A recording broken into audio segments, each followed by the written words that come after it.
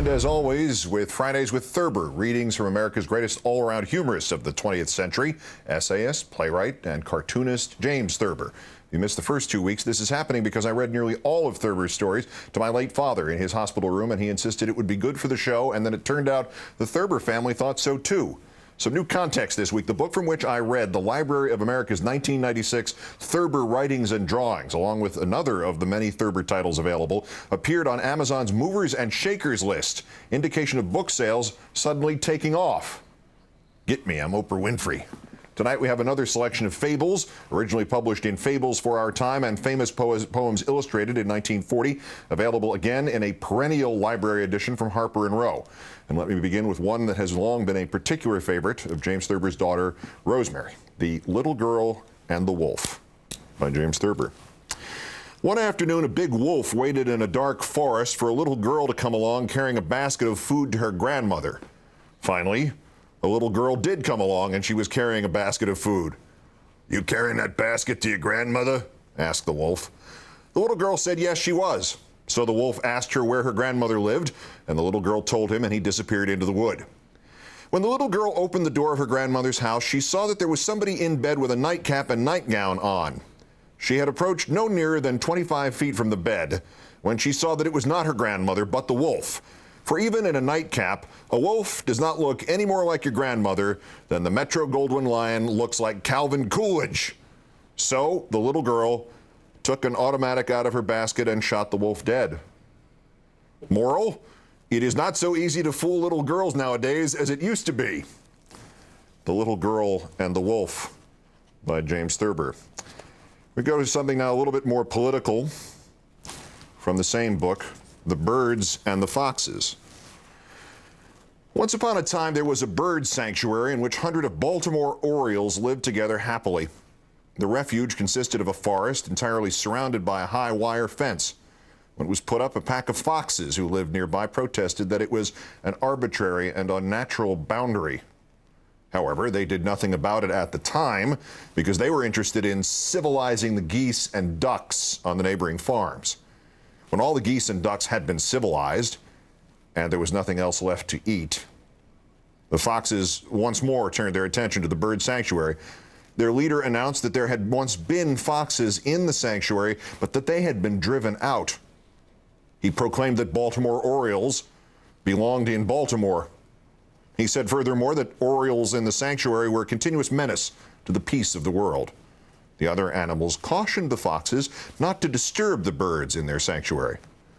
So the foxes attacked the sanctuary one night and tore down the fence that surrounded it. The Orioles rushed out and were instantly killed and eaten by the foxes.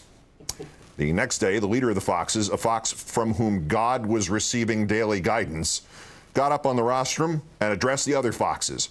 His message was simple and sublime. "You see before you," he said, "another Lincoln. We have liberated all those birds." Moral: government of the Orioles by the foxes and for the foxes must perish from the earth. The Birds and the Foxes. I mentioned this one last week. Here it is in full. It is perhaps my favorite of the fables.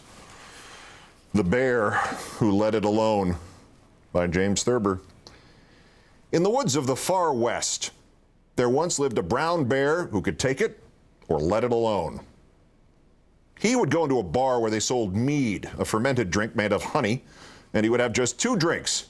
Then he would put some money on the bar and say, "See what the bears in the back room will have."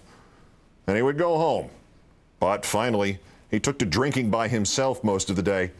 He would reel home at night, kick over the umbrella stand, knock down the bridge lamps, and ram his elbows through the windows. Then he would collapse on the floor and lie there until he went to sleep. His wife was greatly distressed, and his children were very frightened. At length, the bear saw the error of his ways and began to reform. In the end, he became a famous teetotaler and a persistence temperance lecturer. He would tell everybody that came to his house about the awful effects of drink, and he would boast about how strong and well he had become since he gave up touching the stuff. To demonstrate this, he would stand on his head and on his hands, and he would turn cartwheels in the house. Kicking over the umbrella stand knocking down the bridge lamps and ramming his elbows through the windows. Then he would lie down on the floor, tired by his healthful exercise, and go to sleep. His wife was greatly distressed, and his children were very frightened. Moral?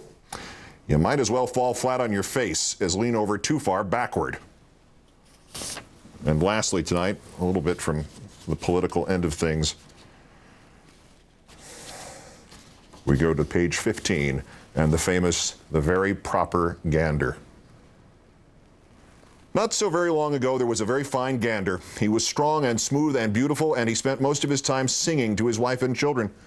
One day, somebody who saw him strutting up and down in his yard and singing remarked, "There is a very proper gander." An old hen overheard this and told her husband about it that night in the roost. "They said something about propaganda," she said. "I've always suspected that," said the rooster. And he went around the barnyard next day telling everybody that the very fine gander was a dangerous bird, more than likely a hawk in gander's clothing. A small brown hen remembered a time when at the great distance she had seen the gander talking with some hawks in the forest. "They were up to no good," she said. A duck remembered that the gander had once told him he did not believe in anything. "He said to hell with the flag, too," said the duck. A guinea hen recalled that she had once seen somebody who looked very much like the gander throw something that looked a great deal like a bomb. Finally, everybody snatched up sticks and stones and descended on the gander's house. He was strutting in his front yard, singing to his children and his wife. "There he is," everybody cried. "Hawk lover, unbeliever, flag hater, bomb thrower." So they set upon him and drove him out of the country. Moral? Anybody who you or your wife thinks is going to overthrow the government by violence must be driven out of the country. The Very Proper Gander by James Thurber. And that's Countdown, with portions written by James Thurber. The Rachel Maddow Show is next. I'm Keith Olbermann. Good night and good luck.